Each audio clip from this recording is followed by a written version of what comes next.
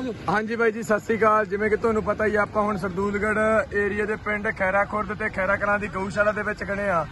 इत्थे सिद्धू मूसेवाले दे फादर साहब आ रहे ने, उन्हां नूं पुछदे आ इत्थे बई लोकां नूं ला रखिआ है ते पिंड दा किहो जिहा प्रबंध है। अंकल जी सत श्री अकाल जी।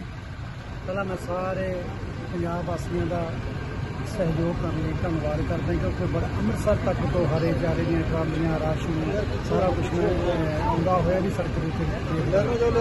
और मैं खैरा पिंड के उद्यम की खास करके सराहना इस करके करदा भी एडा वड्डा कारज एडी वड्डी हिम्मत करनी मालक की मेहरबानी हो सकती है। जिन्ना इन्होंने सारे इलाके जोड़े पशुओं को संभाले तो उन्होंने हरे चारे की इन्होंने ये भी गल कही कि किसी का भी कोई पशु फसया होया उन्होंने रेस्क्यू करके असीं लैके आवांगे और इत्थे संभालांगे। बच्चा सारा नगर बीबियां भैनों तो ला के बच्चों तो ला के बुजुर्गों तो ला के सारा नगर बड़े तंदुरुस्ती सेवा करे। मैं सारिਆਂ ਨੂੰ ਇਹਨਾਂ ਦੇ ਮਾਧਿਅਮ ਦੇ ਨਾਲ ਸੋਸ਼ਲ ਮੀਡੀਆ ਦੇ ਮਾਧਿਅਮ ਦੇ ਨਾਲ ਸਾਰਿਆਂ ਨੂੰ ਬੇਨਤੀ ਕਰਦਾ ਕਿ ਤੁਸੀਂ ਤੁਹਾਡੇ ਕੋਲ ਕਿਤੇ ਵੀ ਕੋਈ ਪਸ਼ੂ ਫਸਿਆ ਜਾਂ ਕੋਈ ਛੱਡਣਾ ਚਾਹੁੰਦੇ ਹੋ ਤਾਂ ਇੱਥੋਂ ਇਹਨਾਂ ਦੀ ਜਿਹੜੀ ਹੈ ਸੇਵਾ ਦਾ ਜ਼ਰੂਰ ਫਾਇਦਾ ਉਠਾਓ।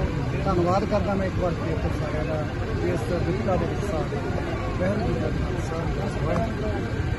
हाँ जी जिवें उन्होंने दस्सिआ है बई मन के चलो बहुत वड्डा उपराला कर रखा है। बाकी अपने पिंड होर भी जे किसी ने डंगर पशु रखने अपने कोल थां हैगी है बई इन्हां दा बहुत बहुत धन्नवाद इत्थे पहुंचण।